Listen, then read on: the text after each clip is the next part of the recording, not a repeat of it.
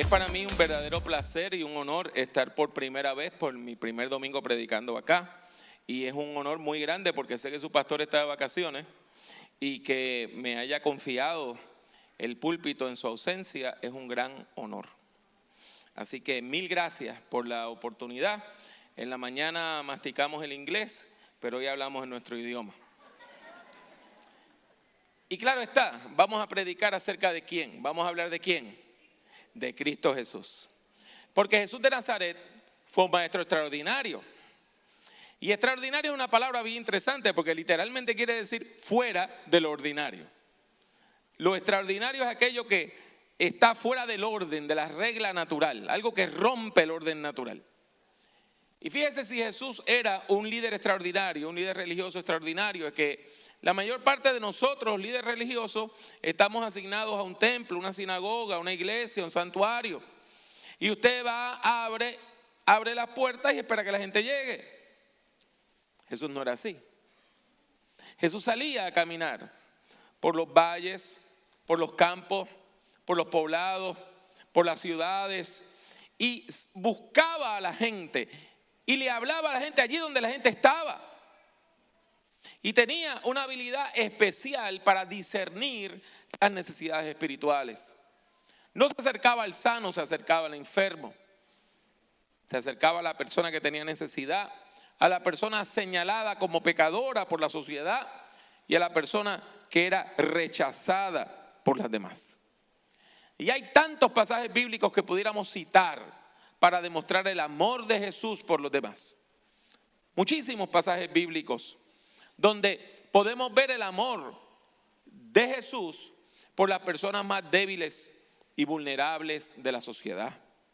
Sin embargo, de todos los pasajes bíblicos que pudiéramos tomar, hoy quiero llamar su atención a Mateo, capítulo 9, y vamos a mirar los versículos que están al final de ese capítulo.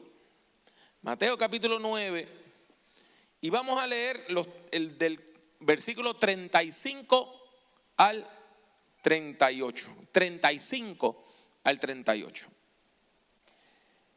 Dice la palabra del Señor: recorría Jesús todas las ciudades y aldeas, enseñando en las sinagogas de ellos y predicando el evangelio del reino y sanando toda dolencia, toda enfermedad y toda dolencia en el pueblo.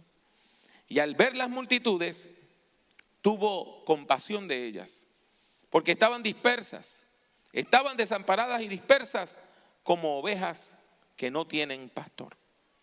Entonces dijo a sus discípulos: a la verdad, la mies es mucha, mas los obreros pocos. Rogad pues al Señor de la mies que envíe obreros a su mies. Esta porción bíblica demuestra el tremendo impacto de la práctica de Jesús en su recorrido por ciudades y aldeas, enseñando, predicando, sanando. Pudo discernir la gran necesidad del pueblo. Pudo hablarle a la masa del pueblo. Hombres, mujeres, niños, ancianos, personas jóvenes, personas adultas. Y así llegó a una conclusión conmovedora. Tuvo compasión de la gente. ¿Por qué? Porque entendía sus necesidades. Entendía que la gente estaba tan débil, tan perdida y tan vulnerable como una manada de ovejas que no tiene pastor. Siguiendo el ejemplo de Jesús, la iglesia debe escuchar el llamado que Dios nos hace hoy para desarrollar una práctica pastoral pertinente que nos permita estar en contacto con ese pueblo para poder discernir las necesidades que tiene la gente hoy. ¿Cuáles son las necesidades espirituales que tiene la gente hoy? Sobre todo aquellas personas que no tienen una relación con Dios. Hay un experto en el tema del crecimiento de la iglesia que se llama Thomas Bundy, quien dirigió un estudio sociológico identificando 201 estilos de vida distintos en los Estados Unidos. Y en su estudio de esas 201 poblaciones, llegó a la conclusión de que hay 8 necesidades espirituales, 8 ansiedades espirituales que causan angustia en la gente de manera particular. Y claro está, toda clasificación es arbitraria en alguna medida. Sin embargo, yo encuentro mucha verdad en este estudio. Él identifica 8 ansiedades que causan angustia y se las voy a compartir. La primera es el abandono. La segunda, la soledad. La tercera, el vacío. Cuarta, la falta de sentido. Quinto, el destino. Sexto, la muerte. Séptimo, la culpa. Y 8, la vergüenza. Se las voy a repetir. La primera es el abandono. La segunda es la soledad. La tercera es el vacío. La cuarta es la falta de sentido. La quinta es el destino. La sexta es la muerte. La séptima es la culpa. Y la octava es la vergüenza. Vamos a pasar a analizar brevemente cada una de estas ansiedades del mundo posmoderno. Comenzamos con el abandono. Y es un hecho que hay muchas personas que se sienten abandonadas en nuestros medios. Cuando usted se siente abandonado, cuando usted se siente abandonada, siente que la vida le ha rechazado. Y hay personas que caminan, viven sintiendo que la vida les rechazó. Sin embargo, hay un punto bien importante que tenemos nosotros como personas de fe que señalar. Las personas que no tienen fe, que no vienen a la iglesia, los no creyentes, cuando hablan de Dios, no dicen Dios, dicen la vida o el universo. ¿Usted no lo ha notado? Dicen, yo le pido a la vida, en realidad le están orando a Dios, pero como no conocen a Dios, lo llaman la vida. Entonces esto se vuelve más terrible, porque le estoy diciendo que las personas que se sienten abandonadas sienten que Dios mismo les ha rechazado. ¿Y qué cosa más terrible? Sentirse rechazado por Dios. Claro está, sus conceptos de Dios varían. Algunas personas cuando piensan en Dios, lo que piensan es algo así como la fuerza de Star Wars, ¿verdad? Que la fuerza te acompañe. Pero hay otros que han estudiado la Biblia y conocen al Dios que se ha revelado en la Biblia y aún así se sienten rechazadas por Él. De todos modos, las personas que se sienten desamparadas y rechazadas a veces no llegan a la iglesia. Y cuando llegan a la iglesia están buscando compasión. ¿Saben a cuál Cristo buscan? Al buen pastor. Esa es la imagen que toca la fibra de su corazón. El buen pastor. El que da su vida por las ovejas. El que les va a buscar cuando se pierden. Y que cuando les encuentran con una patita rota, les toman en sus brazos.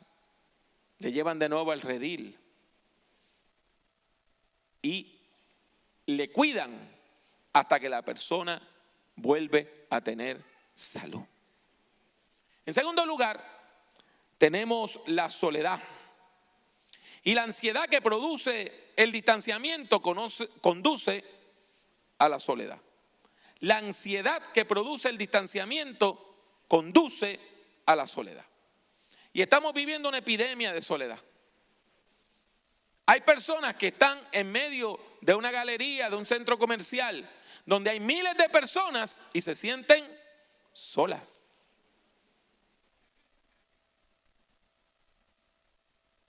Las personas que se sienten solas necesitan establecer relaciones interpersonales significativas.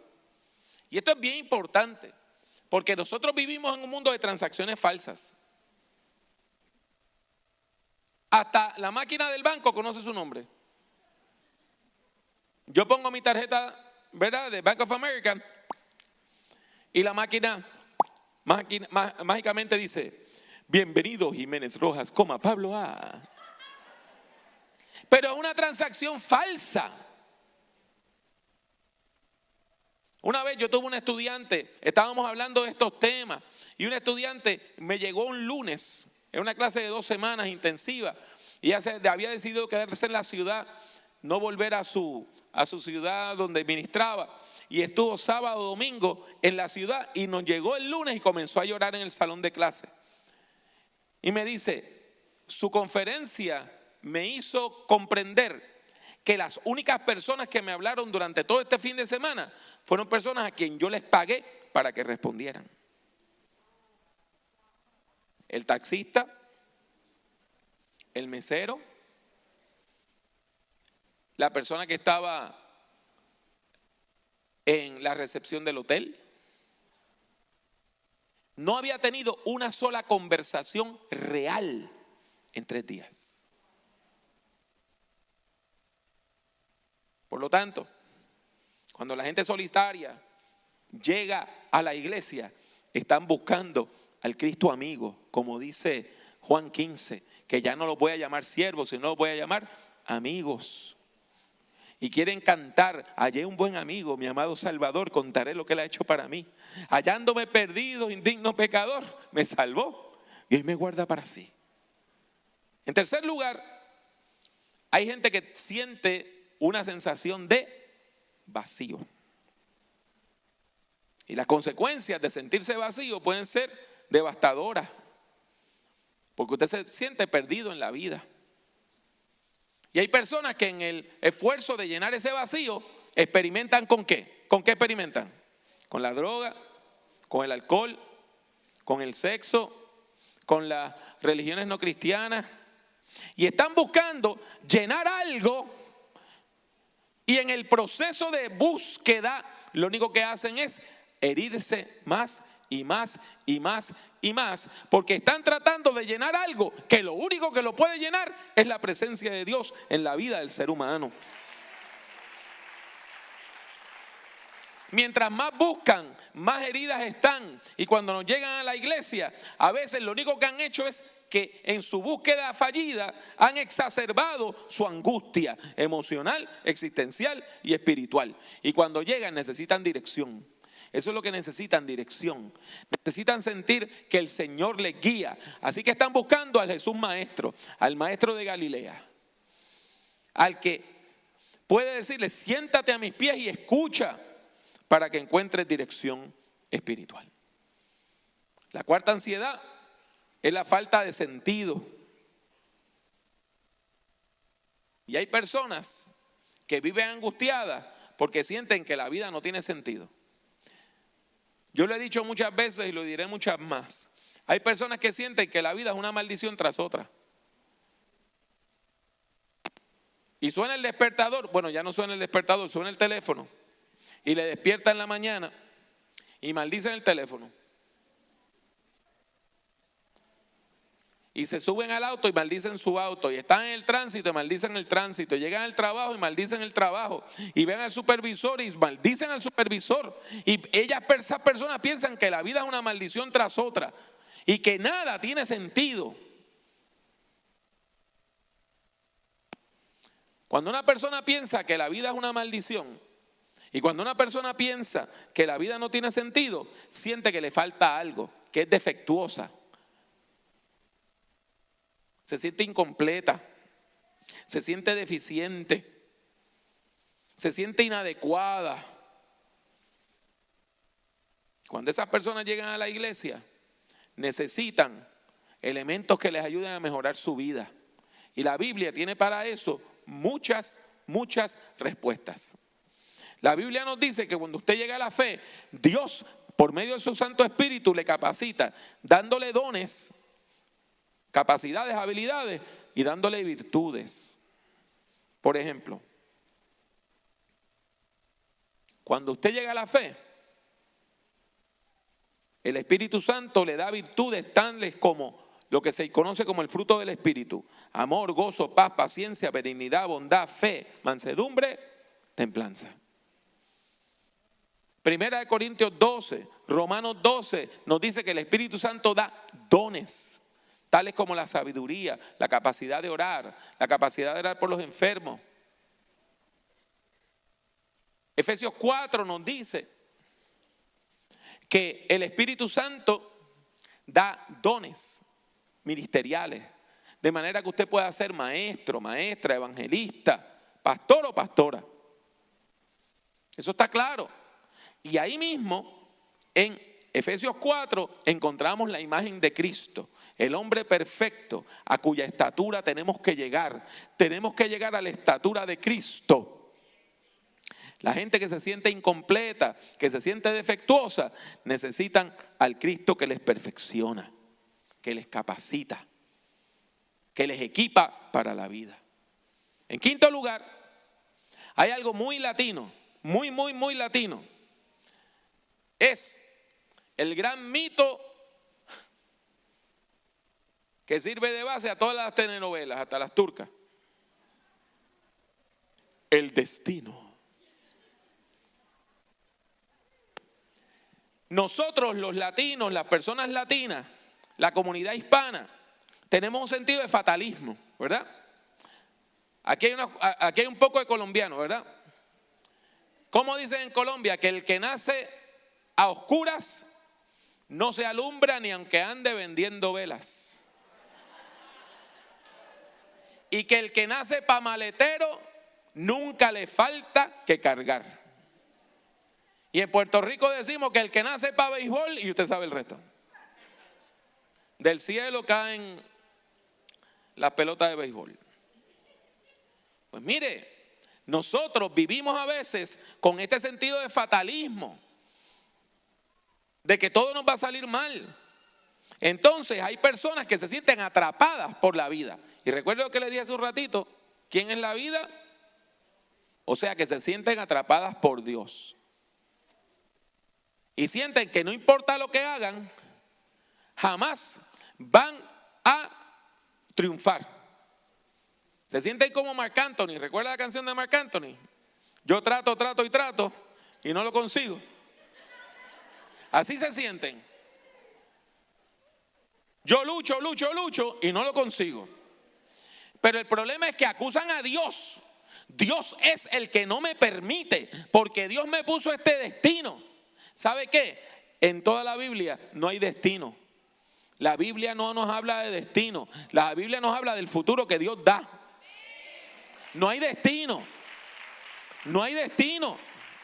Cuando usted va a la Biblia, usted encuentra que Jesús es el alfa y el omega, el primero y el último. Él tiene las llaves de la vida. En ningún momento Dios va a decir, bueno, yo te quiero bendecir, pero salado. Este es el destino tuyo y ya yo no puedo hacer nada. No, nosotros creemos en el Dios que hace nuevas todas las cosas. Por lo tanto, la gente que se siente atrapada por el destino no están atrapadas por Dios, porque Dios es el que libera. No confunda a Dios y el diablo. No lo confunda. No confunda a Dios y al diablo. El que mata, roba y destruye es Satanás. El que viene a traer vida y vida abundante, como dice Juan 10:10, es Cristo Jesús. Por lo tanto, cuando la gente que se siente atrapada por el destino llega a la iglesia, están buscando liberación. Liberación de la ansiedad, de la enfermedad, de la adicción.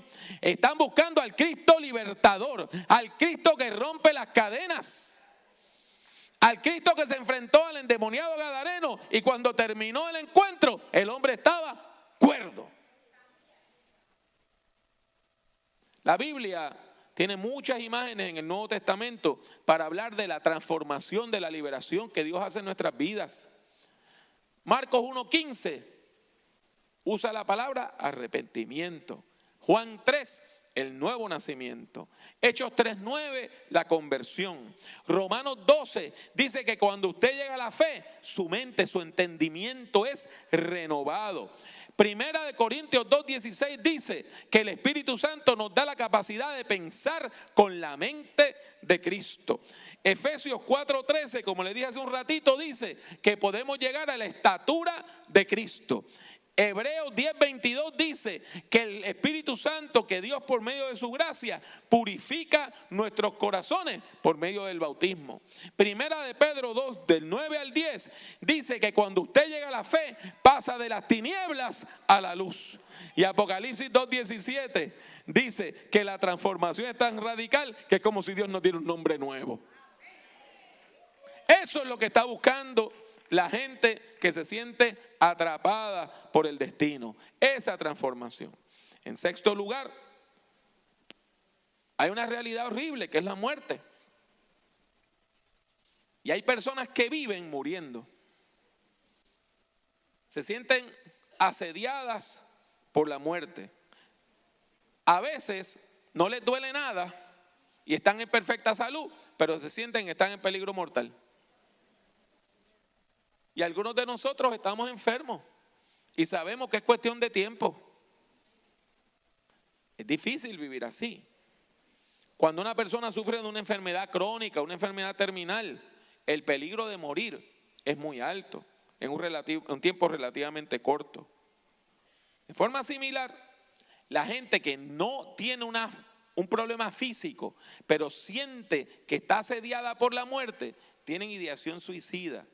Piensan continuamente que voy a morir, que voy a morir, que me quiero morir, que me quiero matar. Y todo eso se debe a la ansiedad que produce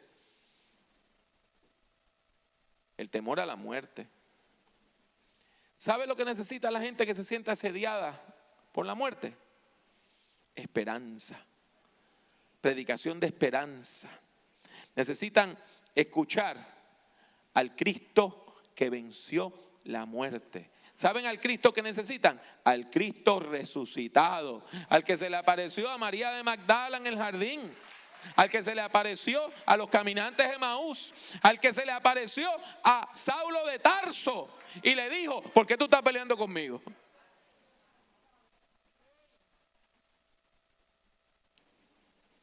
La culpa. Una vez más, la culpa produce ansiedad y produce angustia. Y hay personas que son culpables y se sienten culpables. Y hay personas que no han hecho nada malo, pero se sienten culpables también. Esto a veces viene de nuestra familia. En psicología, y yo no soy psicólogo ni hijo de psicólogo, en psicología hay una disciplina que se llama la teoría de sistemas. Y en la teoría de sistemas ocurre un fenómeno muy particular, donde algunas familias escogen a un miembro de la familia y le echan todas las culpas a ese.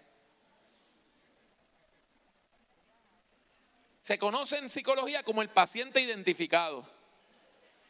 Y llega a la familia, ¿cuál es el problema? Ese. Y todos señalan a ese. El problema es de todos, pero le echamos la culpa a uno. ¿Usted sabe la ansiedad y angustia que produce eso en la vida de la gente? Por lo tanto, hermanos, hermanas, es bien importante que cuando la gente que se siente culpable llegue a la iglesia, encuentren al Cristo sanador, al Cristo que perdona pecados, al Cristo que da sanidad integral, porque usted necesita sanidad integral, alma, cuerpo y espíritu. Si su cuerpo está sano, pero sus emociones están enfermas, usted está enfermo. Si su cuerpo y sus emociones están más o menos bien, pero espiritualmente usted está enfermo, usted está enfermo. Así que necesitamos ¿a quién? Al Cristo que ofrece sanidad integral, al que perdona pecados, al que sana la enfermedad física, al que libera tanto la mente como el espíritu de los poderes del mal. ¿Sabe a quién están buscando estas personas? Aquel que le dijo al hombre que no podía caminar: toma tu lecho y vete a tu casa, levántate. Eso es lo que necesitan. Y en octavo lugar, encontramos a la persona victimizada, a la persona que ha sido víctima. En nuestro entorno hay muchas personas que han sido víctimas de abuso. Los números son devastadores.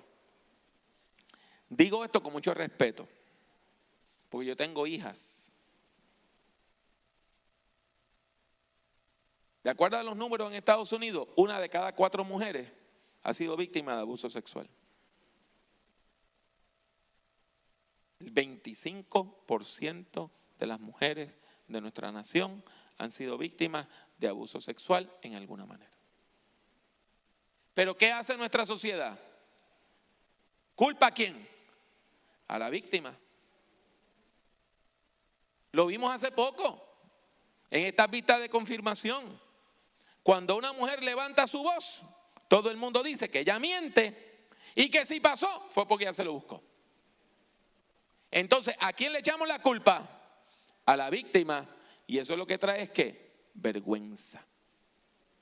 Las personas victimizadas viven con un sentido de vergüenza. Se viven avergonzadas. Y a veces nosotros no ayudamos. Yo he escuchado una mujer decir, mi esposo me golpea. Y otra, en vez de darle solidaridad, le dice, no, el que me golpea a mí yo le pico la mano. O sea, que es culpa tuya que te dejaste. No es culpa del abusador. Y nosotros necesitamos trabajar con eso, mis hermanos. Basta ya de echarle la culpa a la víctima y de defender al victimario. Dejemos de defender a los abusadores. Vamos a estar en solidaridad con la víctima.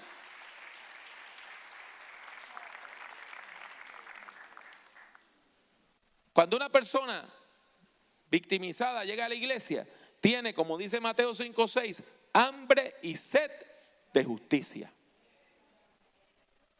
¿Sabe a quién está buscando? Al Cristo que hace justicia. La justicia de Dios encarnada. Al Cristo Redentor. Al Hijo del Hombre que viene a juzgar al mundo. Condenando a quienes han herido a los débiles. Mire lo que dice Mateo 25. En la porción que nos habla del juicio a las naciones. Mateo 25, 44 y 46. Cuando el Hijo del Hombre condena a las personas que han abusado, que han destruido, que han hecho daño, ellas se defienden y dicen, Señor, ¿cuándo te vimos hambriento, sediento, forastero, desnudo, enfermo o en la cárcel y no te servimos? ¿Y sabe cuál es la respuesta del Cristo resucitado, del Hijo de Dios, del Hijo del Hombre? Cuando no se lo hiciste a uno de estos, no me lo hiciste a mí. Y cuando se lo hiciste a uno de estos, me lo hiciste a mí. Necesitamos entender que cuando usted le hace daño al otro, usted está ofendiendo a Dios. Y la iglesia tiene que estar del lado de la víctima. Fíjese bien, ¿qué nos dice el Evangelio? Cuando Jesús murió, ¿Él era el abusador o fue la víctima? Él fue el que murió en una cruz, no el que crucificó. Habiendo identificado estas 8 ansiedades y el Cristo, la imagen de Cristo que necesita la gente que padece, que sufre, que ahora mismo está angustiada por estas 8 realidades negativas, la pregunta es, ¿qué puede hacer la iglesia para alcanzar y ministrar a quienes participan, a quienes sufren de estas 8 ansiedades? En primer lugar, cuando nos llega gente que se siente abandonada y rechazada, necesitan cultos y predicación, enseñanza, conferencias que les dé sentido de dirección en la vida. Ese tipo de ayuda para vivir ahora tiene un nombre. Es un nombre que se utiliza en inglés. Aún en España se utiliza en inglés. Estamos hablando de algo que se llama coaching. Es cuando usted va a una persona que es un orientador de vida y esa persona le da pautas para vivir. Lo podemos hacer en la iglesia. Cada vez que nosotros predicamos una serie de sermones sobre cómo manejar las emociones, cómo manejar las pérdidas, estamos dando coaching. Le estamos dando a la gente pautas, pasos que pueden seguir para sobrevivir esa situación de abandono. Segundo, la gente solitaria necesita una iglesia que sea una verdadera comunidad. Una comunidad de verdad, donde la gente conozca su nombre. Donde la gente los extrañe cuando no están. Y para eso son bien importantes los grupos pequeños. Cuando usted participa de un grupo pequeño, esas 10, 15, 20 personas del grupo pequeño se convierten en una familia extendida. Necesitamos ese tipo de grupos pequeños para bendecir a las personas que se sienten solitarias. Tercero, hay personas que se sienten vacías. Y le dije también que hay personas que viven sintiendo que su vida no tiene sentido. Ambas, tanto la gente que se siente vacía como la que siente que su vida no tiene sentido, necesitan lo que los pentecostales en la Biblia, en Puerto Rico llaman la BOA, Biblia, oración y ayuno. Necesitan enseñanza bíblica. Necesitan enseñanza bíblica, doctrina bíblica, leer la Biblia, estudiar la teología. Necesitan al Cristo Maestro que les va a perfeccionar. Cuarto lugar, la gente que se siente atrapada por el destino necesita cultos de liberación. Y déjeme decirle, cultos de liberación, con oraciones de liberación como la que recibimos aquí, donde la gente cae bajo el poder de Dios. Donde corre el aceite para ungir a las personas y donde nosotros oramos hasta que la tierra tiemble y esa persona sea liberada. Quinto lugar, las personas que se sienten asediadas por la muerte necesitan predicación de esperanza, necesitan escuchar que hay esperanza, necesitan escuchar del Dios que hace camino donde no hay camino, necesitan escuchar del Dios que frente al mar, perseguido por el ejército de Faraón, te dice, marcha, camina, porque cuando pongas tu pie en el agua, yo lo voy a separar. Sexto, la gente que vive culpable necesita sanidad. La sanidad física, emocional y espiritual. La sanidad integral. Porque de nada vale que su presión arterial y su azúcar estén bien y sus emociones estén alteradas. Necesitamos cultos de sanidad. Necesitamos orar pidiendo la sanidad que solamente Cristo puede dar. Y en séptimo lugar, esto le va a ser sorprendente. La gente victimizada no necesita ir a confrontar la víctima. A confrontar al abusador. Eso puede ser algo que traiga algo, un elemento que pueda traer algo de solaz. Pero si usted ha sido una persona víctima de lo malo, ¿sabe lo que usted necesita? Ayudar a otras víctimas a superar su situación. Cultos misioneros, actividades misioneras, actividad de alcance comunitario. Cuando una persona que ha sido victimizada va a un hogar donde hay mujeres refugiadas porque sus parejas las han querido asesinar, esa persona empieza a recibir sanidad. Cuando la persona cuyos padres le sometieron a una pobreza extrema va y le da comida al hambriento, empieza a sanar. Cuando empiezan a trabajar en misiones, a orar por otros países y aún a viajar para llevar el evangelio, empiezan a sanar. No es hasta que usted ayuda a otro que usted puede superar su propia situación de dolor, de angustia y de opresión. Hermanos, hermanas, la gente tiene sed espiritual. El problema es que están buscando saciar la sed en todos los sitios donde no hay agua. Jeremías capítulo 2 nos habla de un juicio que el Dios de Israel le hace a los israelitas. ¿Y qué dice? Porque dos males ha hecho mi pueblo. Primero me dejaron a mí fuente de agua viva, pero cavaron para sí, ¿qué cosa? Cisternas rotas que no retienen el agua. Esas son las otras religiones. La gente va al budismo y encuentran algunas verdades espirituales. unas gotitas de agua. Me calmó la sed por un minutito. Al rato vuelven a tener sed. Empiezan a buscar en el Islam 2 o 3 gotitas de agua espiritual, vuelven a tener sed. Se van a Salem y empiezan a leer todo eso del wiccanismo. Y empiezan a recibir algunas cositas, unas poquitas de gotitas de agua espiritual, que no les sacia tampoco. ¿Saben lo que no tienen las otras religiones? A Cristo Jesús, Redentor nuestro.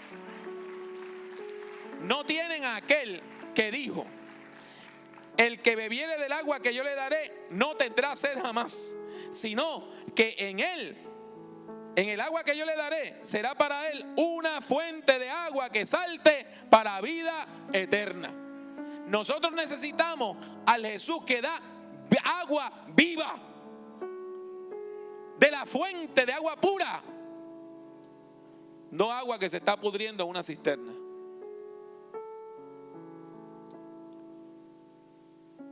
Esta mañana, cuando me arrodillé a orar aquí, había algo que no tenía en el sermón. Sentí que el Señor me dijo: tienes que decirle esto. Así que se lo voy a decir. El Jesús que usted necesita está aquí. Está aquí. Está paseándose por León de Judá. Está paseándose por aquí. Ha estado tocando gente desde que comenzó el primer himno hasta el último amén. Ese está aquí. El buen pastor que usted necesita, que da su vida por las ovejas, está aquí. El Jesús amigo y compañero que está con nosotros siempre está aquí. El Jesús maestro sabio que enseña, que orienta, está aquí. El Jesús varón perfecto que capacita, que perfecciona, está aquí. El Jesús liberador está aquí.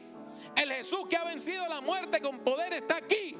El Jesús que sana toda enfermedad está aquí. El Jesús hijo del hombre que juzga con justicia está aquí, aquí, aquí, aquí, aquí, aquí, aquí, aquí esta mañana.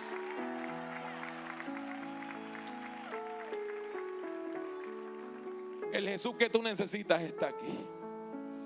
Así que yo le voy a pedir con mucho amor que usted cierre sus ojitos un minutito. Cierre sus ojos. Y yo voy a hacer una oración. Y yo le ruego que usted repita esa oración conmigo. Si usted la ha hecho antes, repítela y afírmela una vez más. Si usted nunca la ha hecho antes, hágala con fe. Y reciba el poder de Dios que solamente podemos recibir a través de Jesús. ¿Está listo? ¿Está lista? Repita conmigo. Hágalo con voz fuerte. Repita conmigo. Señor, he escuchado tu palabra y respondo con fe. Confieso mis pecados y me arrepiento. Confieso que Jesucristo es mi Señor y le acepto como Salvador de mi vida. Te ruego que me llenes de tu Espíritu Santo, me des el don de la salvación y el don de la vida eterna. En el nombre de Jesús. Una vez más, en el nombre de Jesús. Una vez más, en el nombre de Jesús.